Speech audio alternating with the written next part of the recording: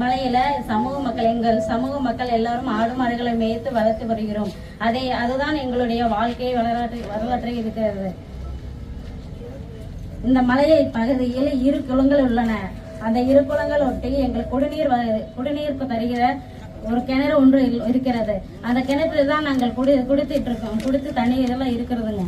அது நீங்க மாசு செஞ்சா எப்படிங்க என்ன பண்றது? மலையை குளத்தை ஒட்டி தான் எங்கள் ஆதி திராவிடருடைய சுடுகாடும் இருக்கிறதுங்க. 3 தலைமுறையா படித்து கொண்டு இருக்கிற ஸ்கூல் ஒண்ணு இருக்குதுங்க. அரசால் அங்கீகரிக்கப்பட்ட ஆரம்ப பள்ளி ஒண்ணு இருக்குதுங்க. எங்கள் குழந்தைகள் எங்க அப்பா அம்மா படிச்சு நாங்க படிச்சு எங்க குழந்தைங்க அங்கதான் படிச்சுட்டு இருக்காங்க. பால் வழி இருக்குதுங்க. எங்க குழந்தைகளும் எங்க மக்களுடைய கஷ்டத்தை நீங்க தான் எழுப்புங்க. மலையில் இருக்கிற 200 மீட்டர் பக்கத்துல இருக்குதுங்க. அதிகாரிகள் எங்களுக்கு இந்த கல்குவாரி வேண்டாங்க. அதனால நீங்க நல்ல முடிவா சொல்லுவீங்கன்னு நான் நம்புறோம். நல்ல பாதிப்பு இந்த சுற்றுச்சூழல் பாதிக்குதுங்க. குழந்தைகள் மக்களுடைய சுவாச பிரச்சனையே ஆகுது. அதனால இதெல்லாம் காற்று மாசுபடுதுங்க. அதெல்லாம் நீங்க தடுக்கணும். கல்குவாரி வேண்டாங்க எங்களுக்கு. இதனால கனிம வளத்துறை அதிகாரிகளை நான் கேட்டுக்கிறேங்க. ஆர்ப்பாட்டம் இது ஆர்ப்பாட்டம்.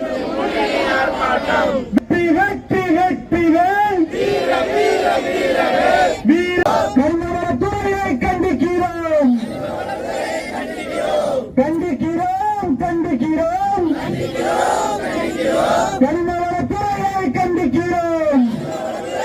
கல்குவாரியின் பேரை சொல்லி காடுமலையெல்லாம் அழிக்கிறான். கண்டிக்கிறோம். கனிமவளத்துறையை கண்டிக்கிறோம். அனுமதிக்காதே.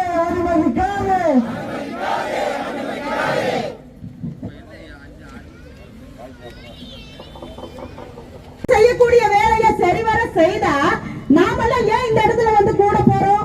இன்னைக்கு அரசாங்கத்துக்கு எதிராக ஆர்ப்பாட்டம் பண்ண போறோம். ஆனா அவங்களுடைய வேலைகள் என்னங்கன்னா மக்கள் தூண்டி விட்டுக்கிட்டு அவங்களை எப்போ அந்த கல்குவாரி எத்தனை மணி நேரத்துக்கு செயல்படணும், எத்தனை மீட்டர் எடுக்கணும், எத்தனை லாரி அங்க இருந்து வெளியில போகணும், இதெல்லாம் போட்டுதானே ஒரு கல்குவாரிக்கான உரிமத்தை கொடுக்கறாங்க. நம்ம கலெக்டர் ஆபீஸ்ல இருந்து கலெக்டர் ஆபீஸ் மூலியமா தான் மாவட்ட நிர்வாகத்து மூலியமா தான் இன்னைக்கு எல்லா ப்ளூ மெட்டல்ஸ் இருக்கிறாங்க.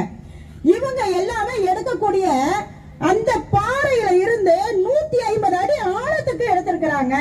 அங்க இருக்கக்கூடிய விவசாய நிலங்கள் பாதிக்குது. அங்க வரக்கூடிய பொல்யூஷன்னால மக்களுக்கு சுவாச 100 மீட்டர் தூரத்துல இவங்க லாபங்கள் பாக்குறதுக்காக மக்களுடைய வாழ்வாதாரங்களை அழிச்சுட்டு இருக்கிறாங்க. இன்னைக்கு இதெல்லாம் ஏன் அது நடக்குது அப்படின்னு பாத்தீங்கன்னா ஆபீஸ்ல இருந்து யாருமே கண்டுக்க மாட்டேங்கிறாங்க.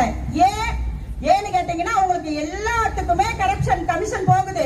அதனால கண்டுக்க மாட்டாங்க. நாம ஒரு வண்டிக்கு 2வது வண்டி எச்சா போச்சுன்னா ஏன் அப்படின்னு கேள்வி கேட்கணும். ஏன் அப்படின்னு தொட்டிச்சி மலைத்தொடரை உடைப்பதற்காக திருப்பூர் மாவட்ட வருவாய்த்துறையும் கனிம வளத்துறையும் வனத்துறையும் கல்குவாரி முதலாளிகளுக்கு ஒப்படைப்பதற்கான ஒரு மிகப்பெரிய துரோகமான செயலை, அதுவும் பச்சாவளத்தில் வாழ்கின்ற அப்பாவி ஏழை விவசாயிகளை, ஏழை பொதுமக்களை பாதிக்கின்ற மிக கொடூரமான செயலை கடந்த 6 மாத காலமாக செய்து வந்திருக்கிறது. அது இன்று ஆவணமாகவும் அதிகாரப்பூர்வமாகவும் வெளியிடப்பட்டுள்ளது. இந்த கல்குவாரி அமைக்கிறது ஒரே ஒரு மலைத்தொடர்ல 5 கல்குவாரியை சேர அமைச்சா அந்த இடம் என்னவா இருக்கு அப்படிங்கிறது அரசு துறை நிர்வாகிகளுக்கும் அதிகாரிகளுக்கும் ஏன் தெரியல அப்படிங்கறது இந்த கண்டன ஆர்ப்பாட்டம் நாங்கள் தெளிவாக கேள்வி கேட்கிறோம். ஒரு தரிசு நிலத்துல எப்படி பாறை இருக்கும், மலை தொடர் இருக்கும். தரிசு நிலத்துல மட்டும் என்ன நீங்க மண்ணில வேட்டு போட்டுக்குவீங்களா இல்ல பாறையில மயட்ட போடுவீங்களா?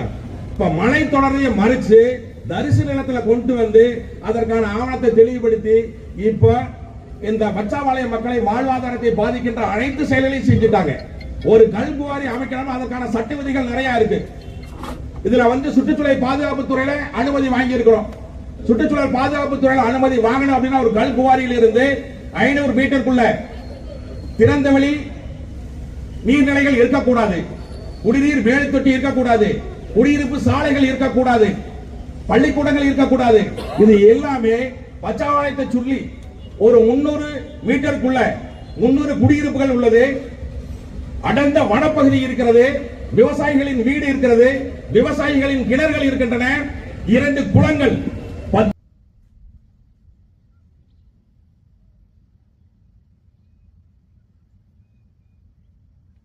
இதுக்கால உள்ள பாம்பு, அதுக்கு உண்டான பாம்பு இதுக்கால உள்ள இருக்குது.